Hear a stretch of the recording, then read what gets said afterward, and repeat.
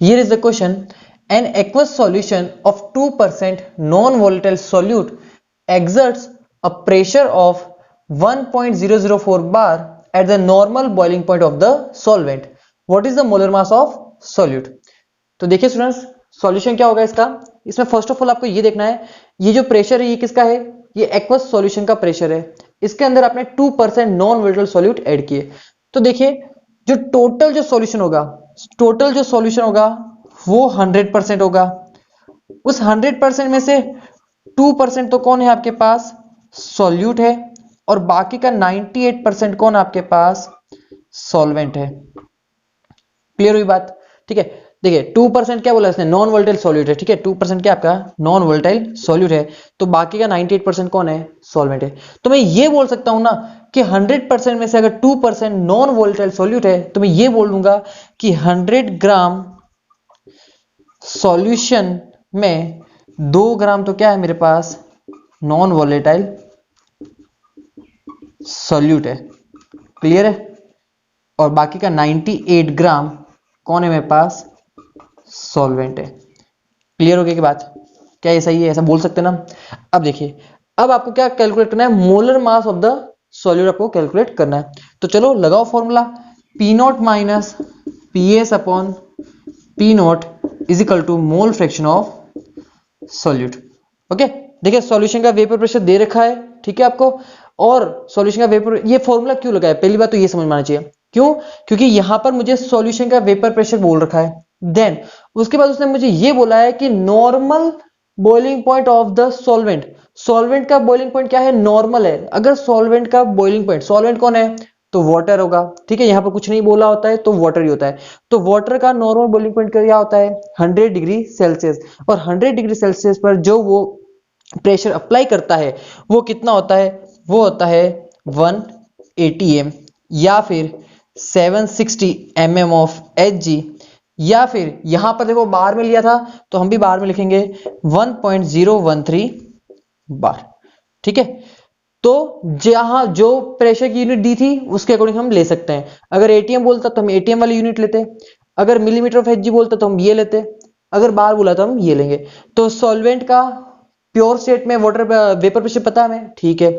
चलो P not की value कितनी होगी, 1.013 माइनस पी एस की वैल्यू कितनी है सॉल्यूशन की, तो 1.004 अपॉन कितना हो जाएगा 1.013 इज इक्वल टू।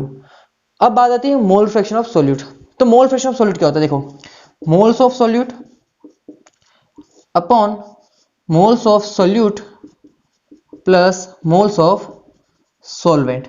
ठीक है बेटा, अब ध्यान से देखना, यहां पर 2 ग्राम सॉल्यूट है और 98 ग्राम सॉल्वेंट है। अगर देखें तो जो सॉल्यूट का अमाउंट है वो बहुत ज्यादा लेसर है as comparative solvent. That's why आपका जो मोल्स ऑफ सॉल्यूट होगा, moles of solute plus moles of solvent are almost equal to moles of solvent.